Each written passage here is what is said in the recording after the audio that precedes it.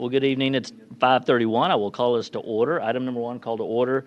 Today is Tuesday, June 11th, 2024. The time is 5:31 p.m. We are here for the Crime Control and Prevention District regular session meeting of the City of Coppell, and there is a quorum present, so I will call the meeting to order. Item number two is citizens' appearance. Persons wishing to speak during citizens' appearance must sign the appropriate register outside of council chambers and list their address. Is there anyone who has signed up to speak? I see no one on the list. Anybody else? Would anybody like to speak? Therefore, we will go to item number three, the introduction and history. I'll turn it over to Ms. Jessica Almendarez, Budget Officer. Welcome. Thank you. Good evening, CCPD Board. Thank you for the opportunity to speak to you tonight. The Crime Control and Prevention District is a special purpose tax district created by Texas Code 363. It is designed to provide crime prevention programs and services to the community. This fund is primarily, the revenue source is a quarter-cent sales tax. It is the main source of revenue, whether you are a resident in the city of Coppell or you're just passing through. This sales tax you pay on purchases in the city of Coppell contribute to this fund. The Crime Control and Prevention District is created and authorized only if the district and sales tax are approved by a majority vote. And the qualified voters consider this a separate entity as governed by Local Government Code 363. The district is also governed by a board of 7 members, which is currently the voting members of the City of Coppell City Council. The board is required to propose a budget, is required to hold a public hearing, and to adopt a proposed budget that is then presented to the governing body, which is, again, the Coppell City Council. The Coppell Crime Control and Prevention District is being accounted for as a special revenue fund. And in the financial records of the city, a special revenue fund is one that is accounting for and reports the proceeds of specific revenue. The quarter-cent sales tax that is used for revenue in this fund is restricted or committed to expenditures for a specific purpose. And now I'll share a little history of the CCPD fund. The Coppell Crime Control and Prevention District was approved by voters in November of 2007 and became effective on April of 2008. The original term was for 5 years with an expiration of April of 2013. Next, citizens authorized the fund for a term of 10 years, and it expired in April of 2023. Most recently, in November of 2022, the citizens reauthorized the district for an additional 10 years with a new expiration date of April of 2033. For the district to continue, the next vote must take place in November of 2032. So this concludes a brief review of the history and a small introduction on the CCPD fund. Thank you, Ms. Almendarez. Just for clarification, tonight we do have one board member who is absent, and we did have a board member that vacated his seat. Board member John vacated his seat when he stepped down. City Council will appoint a replacement for him at our next meeting. Item number 4, consider approval of minutes. You'll find in your packet a copy of the minutes for the meeting held June 13th, 2023. Are there any questions or comments on those minutes? If not, I will take a motion. So moved. Seconded by Board Member Nevels. All in favor? Any opposed? Oh, I'm sorry. Walker, Carroll, Nevels, Matthew, and Hill, all in favor, none opposed, motion carries. Thank you. Item number 5, review of the Crime Control Prevention District budget for fiscal year 2024-2025. Ms. Almendarez.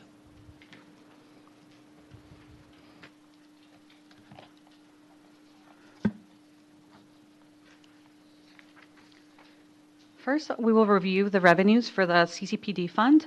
The total Crime Control and Prevention District revenues are projected to be $4,975,501, a 12.49% increase in sales tax revenue from fiscal year 25 proposed to fiscal year 24 adopted budget.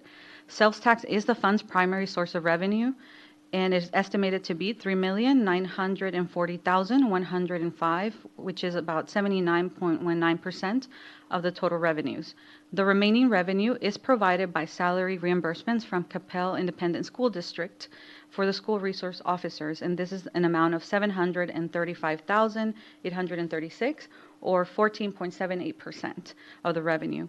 And interest earnings are estimated at 300,000, or 6.03% of the proposed revenues. Next, we'll cover expenditures. The total crime control and prevention district expenditures are projected to be 5,764,866, which is a percentage of, that is the overall expenditure amount. The largest source of expenditures for that fund is going to be salary and benefits, which is 1,973,763, or 34.24% of the budgeted expenditures. This funds 15 positions related to the school resource officer program. Supplies are approximately 227,330, or 3.94% of the overall budget. Services total around 3,404,238, or 59.05% of the budget. And this does include a 5-year contract totaling 1,682,688 with Axon for body cameras, fleet cameras, tasers, maintenance, and user licenses, and other related costs. The fiscal year 2025 budget includes the full cost of the contract, and the process is to budget for the full amount of the contract. A purchase order would be created once the actual contract is approved by City Council, and each year there will be an annual payment of $336,538 will be made, with the remaining balance of the purchase order issued carried forward as an encumbrance carryover. Then the services category does also include a payment to the North Texas Communication Center, which is also known as NTEC, for dispatch services. This is a joint venture between the cities of Carrollton, Farmers Branch, and Addison. Also included in the contract is the City of Grapevine for jail services. Services also include a reimbursement to the general fund for administrative services. Administrative services reimbursements are part of the cost allocation study that provides reimbursements for services rendered from the general fund to CCPD. Because CCPD fund operates as a business and it doesn't staff positions such as IT, accounts payable, or legal services, it reimburses the general fund for those services. This is the 4th year of that cost allocation study, and we do conduct that every 3 to 4 years. And then the transfer category constitutes 159,535, or 2.77% of the overall expenditures. This transfer is the capital replacement fund for the annual transfer of the 1 year of useful life of a vehicle's purchased. Next, we have a fund balance walk forward, and this one is presented to you beginning with the actuals of fiscal year 23. The walk forward indicates that Rule 3.334 has not become effective yet. As such, we continue to budget as if it were in effect, just as a proactive strategy. And for fiscal year 25, the ending fund balance is projected to be $25,522,487. In summary, the proposed budgeted revenues for fiscal year 25 are $4,975,501, and the proposed budgeted expenditures are $5,764,866. Tonight, the CCPD board has the opportunity to hold a public hearing and vote to adopt the fiscal year 25 proposed budget for CCPD. So this concludes the review of the proposed fiscal year 25 budget for Crime Control and Prevention District. At this time, I would be happy to answer any questions you have. Thank you. Board, any questions, comments? Board Member Nevels. Thank you, Mr. President. A quick question about the performance measures on, that's on that second page of our handout. It's more the safety and security initiatives, it went from NA to, and then in 24, 25, 125. Could you give me a Yeah, little and detail about that? I'll defer that to Chief Barton or Sammy to provide a little bit of more information on that. Hi, Deputy Chief. Hello. Thank you, Mr. President, Mr. Vice President. The reason for is since historically we had positions that were in the crime control, that were patrol, so we got rid of all the 911 phone calls, all the services, and so we started doing what we called the safety and security initiatives that the school resource officers do, such as lockdowns, fire drills, things to that nature that require the safety and security of all the schools. So that's why it changed. All right. That's excellent. Is this just a new way that we're reporting it? That's the new metrics that we're using to measure how the SROs police the schools. Okay, excellent. Thank you for that information. Appreciate Sure. it. Board Member Walker. Thank you, Mr. President. Okay, just two questions. On the interest income, the 6.06%. So are we investing the money when we get it from the state into an interest-bearing account, and that's why we're showing interest income? Correct. So the funds are put into an account where it's invested. And currently, we saw an increase of the interest income coming in, and that's why you see that increase.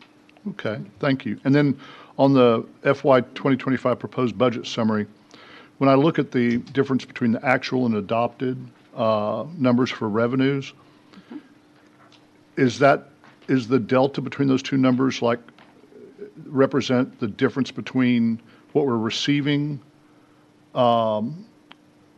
before 3.334 kicks in and what we're budgeting for based upon what we expect 3.334 would generate? The difference between the revenue there was really the sales tax. Currently, we are budgeting very conservatively on it, but the difference that happened this year, we've added a 5% increase on the sales tax. We budgeted in that format, and also taking into account some of the information we're receiving from community development, since they are connected in tune with the businesses in the community. Okay, so that delta doesn't represent any different treatment between the pre and post 3.334 Correct. regime? Okay, thank you so much. Board Member Matthew. Thank you, Mr. President. We had an opening of, I believe, 8 school resource officer. Are they all budgeted in the crime control budget? Correct. We are budgeting for even the vacant positions. What's the status on those? And I'll defer that to our Deputy Chief. At this time, we're currently recruiting individuals. We hadn't had a final decision on how many are going to go this year or next year. So it's in the works. It's in the process. So how are we accommodating the needs of the school at this point? At this point, we're not, so far we haven't been able to put anybody in the schools. Hopefully, come next year, we should be able to fill most of the schools. Right now, we're just recruiting individuals for the police department, and then we'll decide who goes to the school later on during the year. We're trying to get placement at all the schools as soon as we can. So that means by August, when school opens, we won't have anybody available to be sourced at the school? We're working on that scenario right now with individuals. We have a lot of individuals that are recruits that are in the academy, but at this point, we will have some individuals at the school, but we don't know how many. Thank you. Any other questions? Thank you. Oh, okay. Thank you. We will move to item number 6. This is a public hearing. For the proposed budget, persons wishing to speak during the public hearing must sign the register and list their address. You will be called to speak in order you have registered. Public hearing speeches are limited to 5 minutes per speaker. So I will open this public hearing for anyone that would like to speak. I see no one on the list. Anybody else? Anybody would like to speak during the public hearing? If not, I will entertain a motion. Board Member Nevels? Thank you, Mr. President. I move to close the public hearing for agenda item 6. Board Member Hill will second. Any other discussion? All in favor? Walker, Carroll, Nevels, Matthew, and Hill, all in favor. None opposed, motion carries. Thank you very much. Item number 7, adoption of the fiscal year budget for the Crime Control and Prevention District. I will entertain a motion.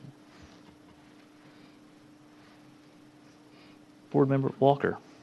Mr. President, I go ahead and move for the adoption of the fiscal year 24-25 budget for the Crime Control and Prevention District.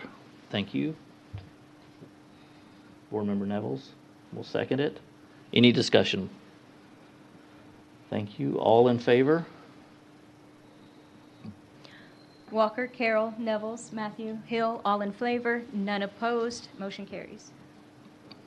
Thank you very much. Item number 8, review of the budget calendar for the Crime Control and Prevention District. Ms. Almaderas, one more time.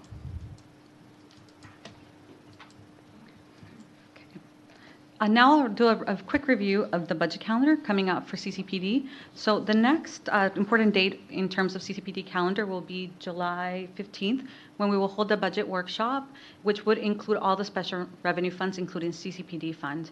Then the next important day would be August the 17th, where we will put out a notice in the newspaper that we will hold a public hearing during the scheduled meeting as an overall governing body. Lastly, on August the 27th, the City Council will hold a public hearing during its scheduled meeting as an overall governing body, and also there's a schedule to adopt the annual operating budget for the city, including the CCPD fund as well. And that concludes the review of the CCPD calendar. Thank you. Any questions about the calendar? Thank you very much. Item number 9, consider election of president and vice president. So I will entertain nominations for president. I have a procedural question, Okay. Mr. President. This body has historically has a rotation that we have done, and that rotation, I believe, would be Member Walker, and the vice president would be not a member of this board currently. So I just have a question procedurally, how you'd like to move forward, considering historically this is how we've done this, at least since I've been on council. The way I would recommend doing it, since we do have an open seat, I would recommend we just nominate someone else for vice president, or whichever office you want. But we just move ahead. We move ahead with the members that we have on the board, and we catch back up next year. Okay. Otherwise, we have to, if I understand correctly, where's Bob back there? Otherwise, we have to pull together this, if we would have to appoint somebody to the board and then call this board back together just to hold the election after the fact. So, Correct. is that correct? So from an administrative standpoint, I would say we'd not do that unless y'all disagree. So do you have a recommendation for vice president? Should we start the circle back up towards the top?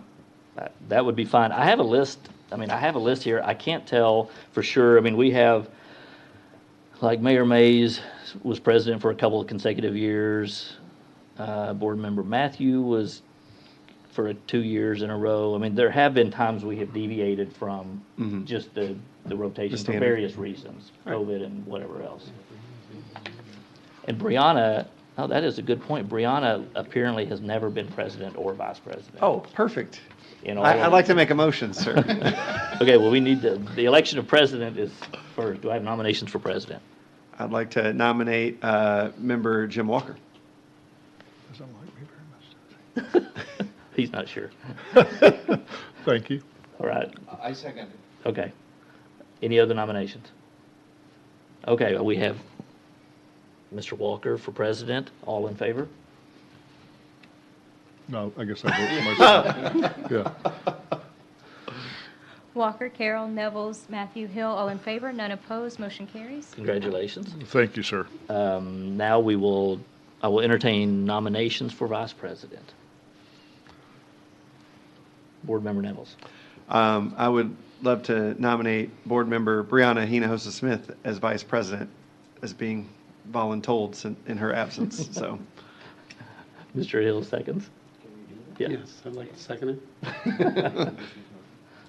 Any other nominations for Vice President?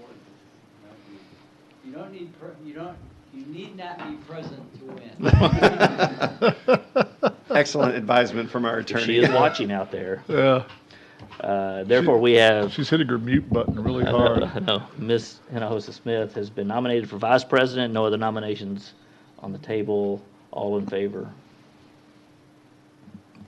Walker, Carroll, Nevels, Matthew Hill, all in favor, none opposed, motion carries. Thank you. So the next meeting, President will be Mr. Walker, and Vice President will be Ms. Hinojosa Smith. Thank you very much. Well, there being no other further business with the Crime Control and Prevention District, we are adjourned at 5:52 p.m. Thank you very much. I see that.